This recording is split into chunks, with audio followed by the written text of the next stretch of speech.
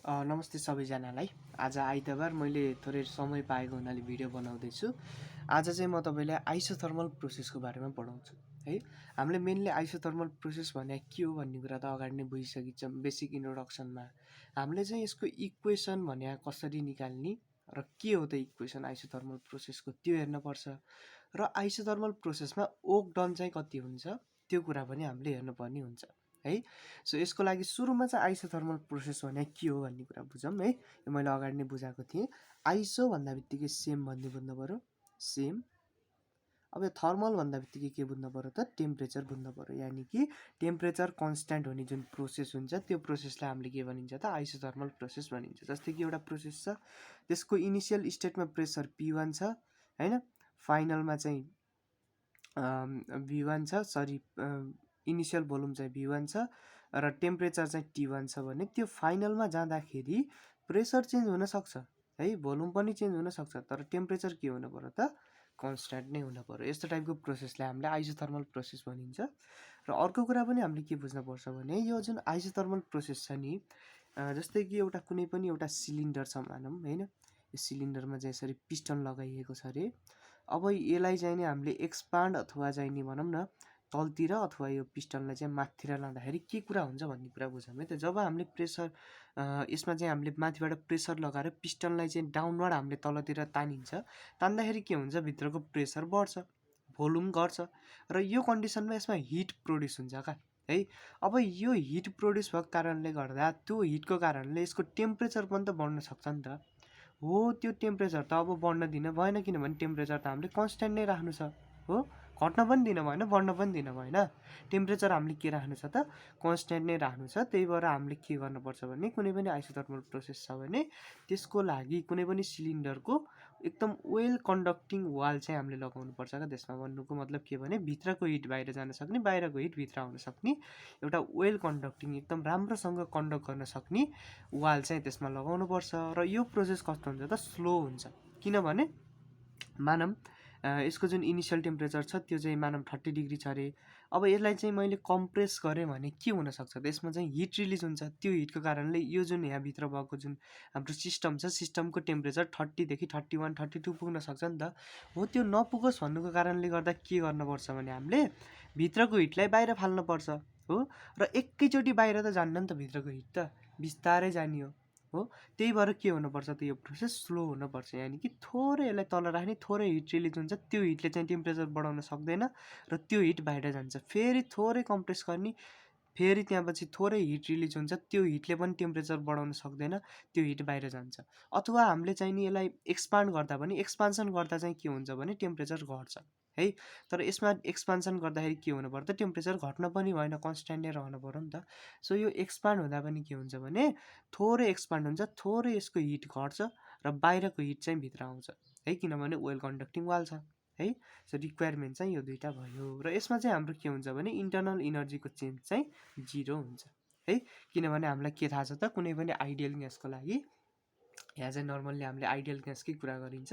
So कुनै पनि ideal ग्यासको लागि जुन इन्टरनल इनर्जी छ त्यो चेन्ज हुनको लागि टेम्परेचर चेन्ज हुनैपर्छ। यदि टेम्परेचर कन्स्ट्यान्ट छ भने आइडियल ग्यासको हाम्रो इन्टरनल इनर्जी पनि कन्स्ट्यान्ट नै हुन्छ। अब डियु भनेको त चेन्ज इन इन्टरनल इनर्जी हो। यहाँ चेन्ज इन टेम्परेचर 0 भएपछि चेन्ज इन इन्टरनल इनर्जी पनि 0 नै हुने भयो, किनभने टेम्परेचर चेन्ज भएपछि यो इन्टरनल इनर्जी चेन्ज हुने। अब टेम्परेचरै चेन्ज भएन भनेपछि इन्टरनल इनर्जी चेन्ज हुन्न र 0 भयो है।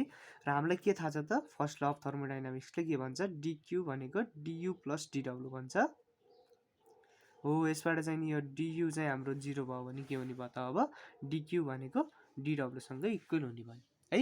सो यति कुरा भयो हाम्रो आइसोथर्मल प्रोसेसको थोरै इन्ट्रोडक्सन जस्तो भयो यो चाहिँ। अब चाहिँ हामी आइसोथर्मल प्रोसेसको इक्वेसन हेरौँ है।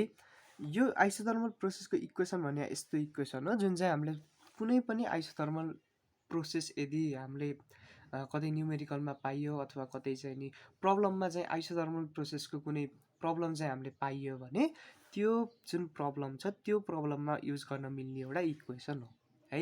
र जस्तै कि अब यो इक्वेसनलाई निकाल्नको लागि के गर्नुपर्छ भने हामीलाई के थाहा छ अरे टेम्परेचर चाहिँ कन्स्ट्यान्ट हुन्छ नि त, हो कि होइन। कुनै पनि आइसोथर्मल प्रोसेसमा टेम्परेचर कन्स्ट्यान्ट हुन्छ है, अथवा डिटी 0 हुन्छ भन्न मिल्छ हो।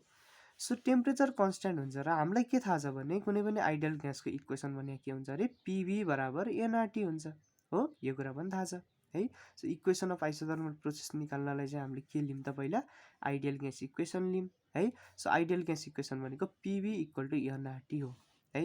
जस्तै कि मानौँ यहाँ चाहिँ मैले एन मोल अफ ग्यास लिन्छु भने अब यो मोल त चेन्ज हुँदैन नि त। सो यो एन भनेको पनि के भयो त कन्स्ट्यान्ट भयो। अब आर त आफैमा एउटा कन्स्ट्यान्ट हो। टी पनि त कन्स्ट्यान्ट छ नि त, किनभने आइसोथर्मल प्रोसेस हो नि त। यदि यो एडियाबेटिक प्रोसेस भएको भए टी कन्स्ट्यान्ट हुने थिएन है।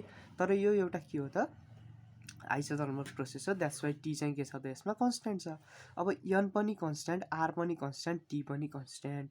अब यो तिनवटै कन्स्ट्यान्टलाई मल्टिपल गर्दा पनि एउटा के नै आउँछ त यसबाट कन्स्ट्यान्ट नै आउँछ हो। सो हामीले के लेख्न सक्छौँ भने पिभी भनेको के हुन्छ अरे कन्स्ट्यान्ट हुन्छ भनेर लेख्न सक्छौँ र यही नै हाम्रो के हो त इक्वेसन अफ आइसोथर्मल प्रोसेस हो। यसलाई यसरी पनि लेख्न मिल्छ है। जस्तै कि एउटा कुनै पनि इनिसियल स्टेटमा एउटा सिस्टमको चाहिँ प्रेसर P1, भोल्युम V1 र टेम्परेचर T1 छ। अब यो आइसोथर्मल प्रोसेस भएपछि यसको के हुने भयो त प्रेसर चेन्ज हुने भयो, भोल्युम चेन्ज हुने भयो, तर टेम्परेचर कन्स्ट्यान्ट हुने भयो, T1 नै हुने भयो। भनेपछि यो जुन हाम्रो प्रोसेस छ यो प्रोसेसको लागि हामीले के लेख्न सक्छौँ त P1 V1 बराबर P2 V2 लेख्न सक्छौँ है। किनभने P र V मल्टिपल गर्दा जहिले पनि कन्स्ट्यान्ट आउने भएको हुनाले यसको भ्यालु पनि सेम हुन्छ, यसको भ्यालु पनि सेम हुन्छ, that's why this both value are equal है। सो यो चाहिँ हाम्रो के भयो त इक्वेसन अफ आइसोथर्मल प्रोसेस भयो है। अब चाहिँ हामी work done in isothermal process भन्ने पढौँ है त। सो यो work done in isothermal process भन्ने कुरा चाहिँ हामीले के हो भने कुनै पनि आइसोथर्मल प्रोसेस यदि हामीले गरियो है, त्यसलाई चाहिँ नि आइदर एक्सपान्ड गरेर अथवा चाहिँ नि कम्प्रेस गरेर हामीले एउटा आइसोथर्मल प्रोसेस गराइयो अथवा यस्तो प्रोसेस गराइयो जहाँ चाहिँ प्रेसर र भोल्युम चेन्ज भयो तर के चेन्ज भएन त हाम्रो टेम्परेचर चेन्ज भएन। अब यस्तो प्रोसेस गराउँदाखेरि त्यसमा वर्क डन चाहिँ कति हुन्छ त नि त्यो कुरा चाहिँ हामीले निकालौँ है। सो यो work done in isothermal process भन्ने हो, यो पनि एकदमै इम्पोर्टेन्ट छ र यसबाट हामीले जुन फर्मुला निकालिन्छ त्यो फर्मुला पनि एकदमै इम्पोर्टेन्ट छ है। सो मानव एउटा पिस्टन छ अरे है, र यो पिस्टनभित्र चाहिँ के छ अरे त आइडियल ग्यास छ अरे है, र यो आइडियल ग्यास चाहिँ एन मोल छ अरे, ठिक छ। Number of mole of ideal gas is N. अब के भयो भने मानव चाहिँ यो चाहिँ के भयो भने एक्सपान्ड भयो अरे मानव है। अब एक्सपान्ड भएपछि के हुन्छ त यो भनेको यसको इनिसियल पोजिसन हो, सुरुमा चाहिँ यो यहाँ थियो है। अब एक्सपान्ड भएर कहाँ पुग्यो त माथि पुग्यो यो पिस्टन है। अब पिस्टन माथि पुगेपछि के हुने भयो त थोरै पिस्टन के भयो त डिस्प्लेस भयो नि त। सो यो डिएक्स भनेको मानव के हो त भन्दाखेरि डिस्प्लेसमेन्ट अफ पिस्टन हो अरे है। डिएक्स भनेको के हो अरे त डिस्प्लेसमेन्ट अफ पिस्टन हो अरे है। सो यहाँ चाहिँ के छ अरे एन मोल अफ आइडियल ग्यास छ अरे, र यसलाई चाहिँ हामीले एक्सपान्ड गर्यो अरे। एक्सपान्ड गर्दा चाहिँ के भयो त डिएक्स डिस्प्लेसमेन्ट भयो पिस्टनको। अब यो जुन क्रस सेक्सनल एरिया छ यो एरियालाई चाहिँ हामीले तलतिरको एरियालाई क्रस सेक्सनल एरिया भन्छ। यो क्रस सेक्सनल एरिया मानौँ ए हो अरे है। र यहाँ जुन सुरुमा यो एक्सपान्ड नहुँदाखेरि जुन हाम्रो इनिसियल पोजिसन थियो त्यो इनिसियल पोजिसनमा जुन प्रेसर थियो त्यसलाई हामीले इनिसियल प्रेसर भनिन्छ, त्यो चाहिँ P1 थियो अरे है। र सुरुमा भएको भोल्युमलाई इनिसियल भोल्युम भनिन्छ, त्यो चाहिँ कति थियो अरे त V1 थियो अरे मानौँ है। र अब यसलाई हामीले एक्सपान्ड गरिसकेपछि यसको प्रेसर र भोल्युम त चेन्ज हुन्छ, भोल्युम बढो प्रेसर चाहिँ के हुन्छ त घट्छ हो। सो त्यो प्रेसर चाहिँ हामीले P2 मानौँ है, घटेको प्रेसरलाई अथवा यो एक्सपान्ड भएपछिको प्रेसरलाई फाइनल प्रेसरलाई, र फाइनल भोल्युमलाई चाहिँ हामीले के मानौँ त V2 मानौँ है। यति कुरा हामीले सपोजिसन गरौँ। अब यति कुरा सपोजिसन गरिसकेपछि हामीलाई एउटा फर्मुला याद हुनुपर्छ है। त्यो फर्मुला भनेको हामीलाई के थाहा छ भने जहिले पनि डिडब्लु भनेको जहिले पनि के हुन्छ अरे P इन्टु डिबी हुन्छ भन्ने कुरा हामीले जहिले पनि जान्नुपर्छ है। This formula is very much important. अब यही फर्मुलाबाट हामीले त्यो डेरिभेसन गर्छौँ। हामीलाई के थाहा छ त भन्दाखेरि अब डिडब्लु भनेको पिडिबी हो भने इन्टिग्रेसन अफ डिडब्लु भनेको पनि हाम्रो के हुन्छ त इन्टिग्रेसन अफ पिडिबी हुन्छ हो। र यसलाई चाहिँ नि हामीले भोल्युमको रेस्पेक्टमा चाहिँ के गरिरहेछौँ त इन्टिग्रेट गरिरहेछौँ नि त। सो हामीले के राख्नुपर्छ भने यो लिमिटमा पनि भोल्युम नै राख्नुपर्छ र हाम्रो भोल्युम चाहिँ V1 देखि V2 मा गएको हुनाले लोवर लिमिटमा V1 र अप्पर लिमिटमा V2 राखौँ है। अब डिडब्लुको इन्टिग्रेसन टोटल वर्क डन अथवा W हुन्छ, र यो भनेको के भयो त V1 to V2 P into DB भयो। अब P भने त प्रेसर हो, प्रेसरलाई भोल्युमको रेस्पेक्टमा डाइरेक्टली इन्टिग्रेट त गर्न मिल्दैन नि त हो। सो हामीले के गरौँ त भन्दाखेरि यो पीलाई चाहिँ भोल्युमको रेस्पेक्टमा लेखौँ। हामीलाई के थाहा छ त भन्दाखेरि we have ideal gas equation छ नि त हामीसँग त हैन, पिभी बराबर एनआरटी छ हो। सो यसबाट पीको भ्यालु के आउँछ त भन्दाखेरि एनआरटी अपन पी आउँछ हो। सो यो जुन भ्यालु छ यो भ्यालु लर यहाँ राखिदिउँ। अब यो जुन इक्वेसन छ यो इक्वेसन कस्तो हुन्छ त भन्दाखेरि डब्लु बराबर integration from v1 to v2 p को ठाउँमा चाहिँ हामीले एनआरटी अपन b राख्नु पर्यो इन्टु डिभी छँदैछ। एनआरटी त कन्स्ट्यान्ट हो, एन आफैमा कन्स्ट्यान्ट हो, आर पनि आफैमा कन्स्ट्यान्ट हो, टी चाहिँ हाम्रो आइसोथर्मल प्रोसेसको लागि कन्स्ट्यान्ट हुन्छ हो। सो यो भनेको हाम्रो के हुनु भयो त integration from v1 to v2 है।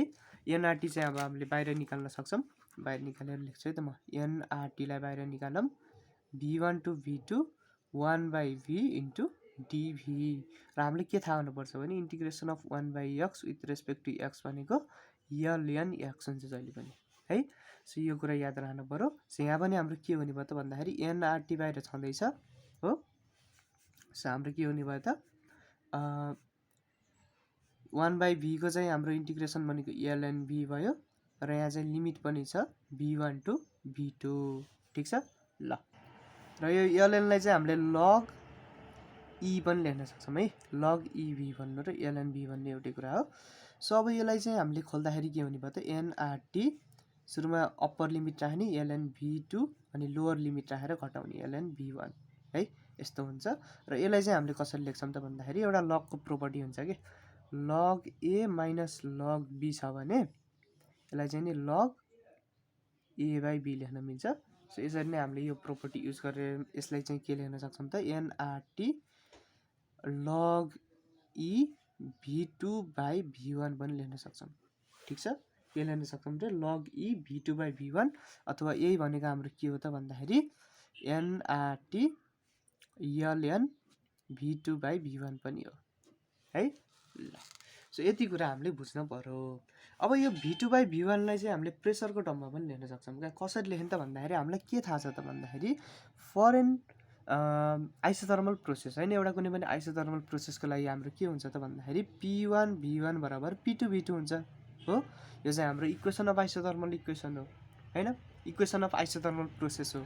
सो यसबाट हामीले के लेख्न मिल्छ भने v2/v1 भनेको के हुन्छ त भन्दाखेरि v2/v1 यो v2 यहाँ छँदैछ, यो v1 लाई यता ल्याइदिउँ भने p2 लाई यता ल्याउनु पर्यो, यो भनेको के हुने भयो त p1/p2 हुन्छ हो। सो v2/v1 भनेको p1/p2 हुने हुनाले यो w लाई चाहिँ हामीले के पनि लेख्न मिल्छ अथवा total work done in isothermal प्रोसेसलाई हामीले के पनि लेख्न मिल्छ त भन्दाखेरि nRT log e p1/p2 पनि लेख्न मिल्छ है, अथवा nRT ln p1/p2 ठिक छ ल।